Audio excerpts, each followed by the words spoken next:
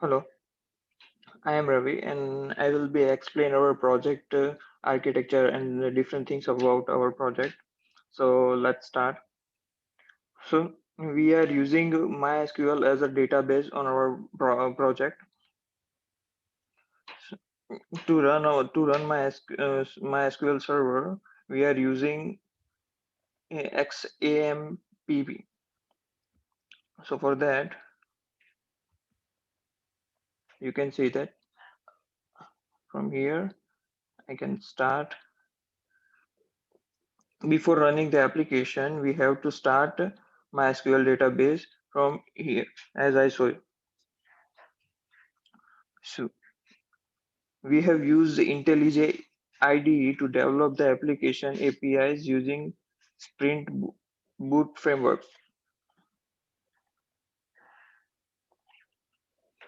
Here is our application program. So you can see here that different codes over here. We developed comments controls here over here, products control over here, model comments like this, and model products over here, and different this one. We have used Virtual Studio Code to develop front end for this application using Angular. So as you can see over here, we developed a product list here and develop product details over here. This application is hosted on two different servers like this you can see over here.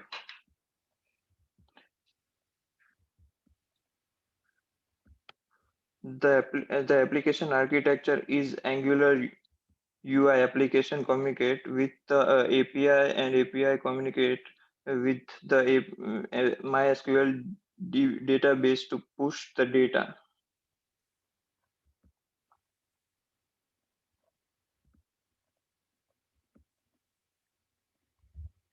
Okay, thanks, Ravi. I'll take it from here. So yeah, as Ravi mentioned, we are using Angular, as our front end framework, and also we are using Spring Boot for pulling the product details. So Spring Boot, we are using Spring Boot to serve the APIs and serve the data to the front end. So as Ravi said, so we have to start this, and then in order to run the APIs, we have to start this, and in order to run the front end, so we have to start this. So as Ravi mentioned, our UI is running on localhost 4200, and our APIs are running on 8091 port, localhost 8091. So as Ravi mentioned, so we can start the project, I mean the APIs from here. So these are the APIs. So yeah, the APIs are up and running. So yeah, when you refresh it, yes, now you can see the products here. Now Ravi will walk you through the application UI. Yeah, sure. Mm, So as you can see on screen that we have different product list over here. So user can see any of the product details click this view product button. Uh, After that, user can see the product detail page, or here user can see the detail of product as with the price tag. User can add their comment over here with this text box, as well as user can also see the comments which is given by other customer. So this is a total detail page. You can go over here and see other products like this.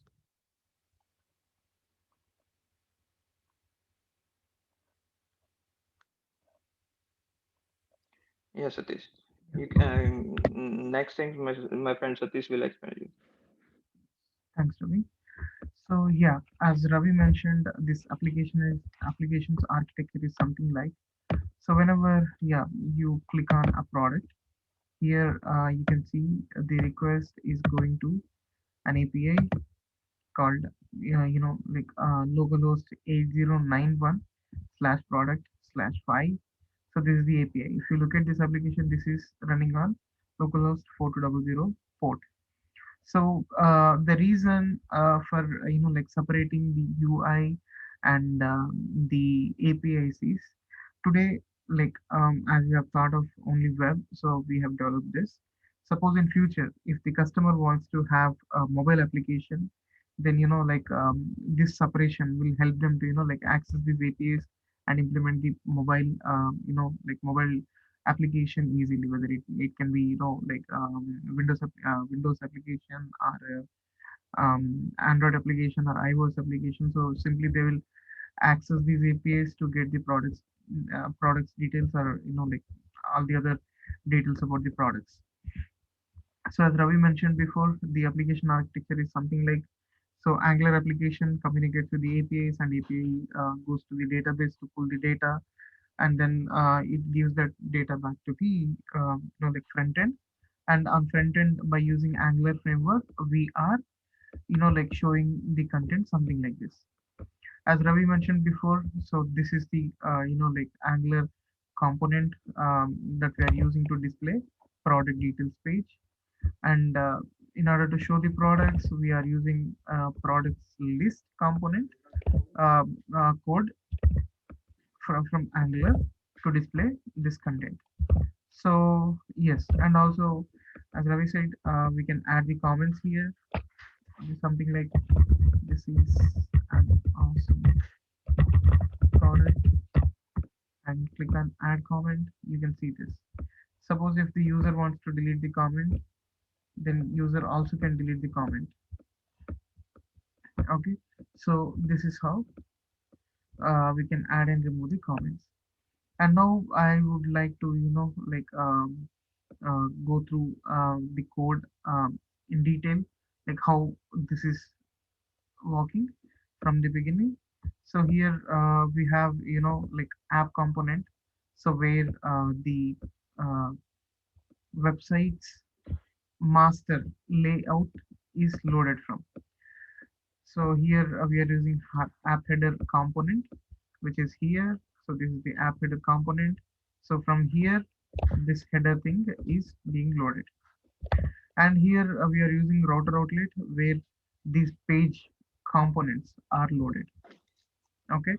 So as we have app header common, so we kept this into app component, which is kind of layout for this application.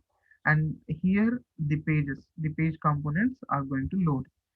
So here, like we will be having the HTML. So Ravi has written this HTML to show this product, and this TS to show the like to integrate the HTML with the TypeScript. So he has written this. So here, like we have all the events related to, like on like when user clicks on delete comment. So this particular method will be executed, and this is the like initialize. Like whenever the page is loaded, this is the method which executes. So this is the event which is executed. So we are making a call to get product by ID. So this particular method, so this is a service method. So this method is responsible for making a API call. So if you look at this, this is the product API's URL. So it calls products API, and then it gives a response, and finally the response will be sent back to the um, like product list product list component. Sorry, product details component.ts. Yes, here it is. Okay, so this is how the front end thing is working. So here we have written, like services for each thing, as we want to, like separate these things. So we have to communicate with the comments, we have comment service. To communicate with the, like products API, we have product service. So these are responsible for making the service calls, like API calls to the Java application. So yeah, this is about front end part. So this is how we developed the front end. And coming to the back end, so we are using, yes, so we are using Spring Boot. So this is the Spring Boot main class where the application, like starts from, and these are the controllers which we have implemented, which we have implemented to expose the API endpoints. Okay. So in our class diagrams, like as we have shown before, so yes, if you look at this class diagram, so we have uploaded this to like a Western online. So here you can see products controller and comments controller, and then product and comment. Like these are the two model classes, and these are the controller classes. So if you look at our application, here you can see product controllers and then comments controllers, and we have models. So these particular controllers are responsible for handling the requests that are coming from the clients, and these process the request and then returns the returns the data as response. Okay, and in order to return this response, we use models. The models are like comment and product. So these, like through these models, the data is passed to the end clients. And the application architecture built in such a way that, like we will have controllers where the client request comes, and we receive the client request, and then like we make a call to repository, and repository is like repository class. So product repository class is responsible for creating a collection of product models. Okay, so here what we are doing is like we are like passing a query to execute. So the query is something like this: select star from products. So it gives the like products list back as a result set, and like from that result set we are iterating through the products, like records, and then adding it to the product list.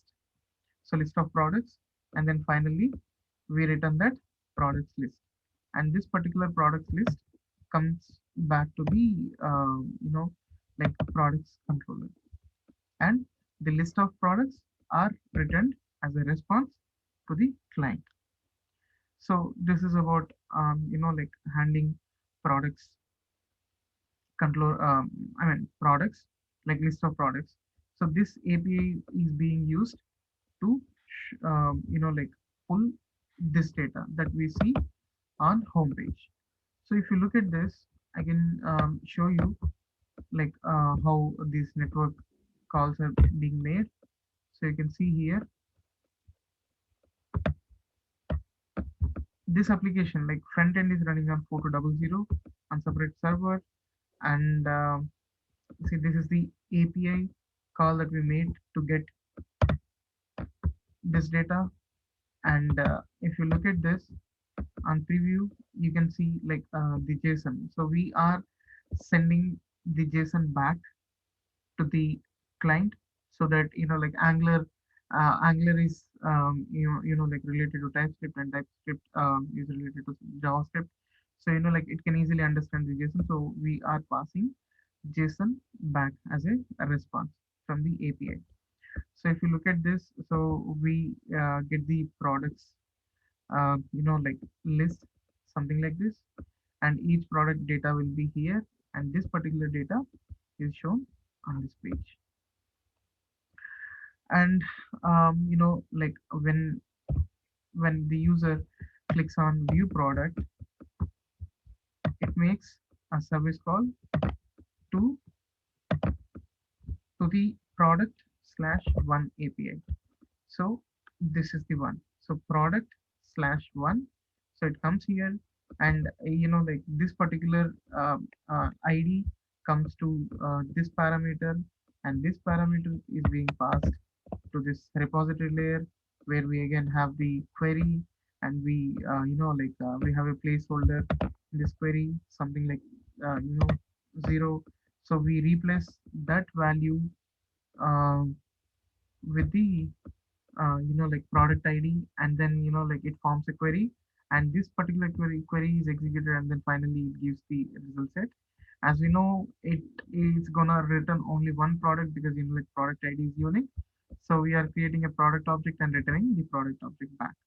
And finally that particular response comes something like this, and this particular response is going like being shown something like this on the screen. So here we are using Angular templates to render the like UI, and we used TypeScript and like Bootstrap and CSS3 and HTML5 to show this beautiful like page of this. So this is about our like application and the code. So this is the functionality that we have achieved as part of this project. Thank you.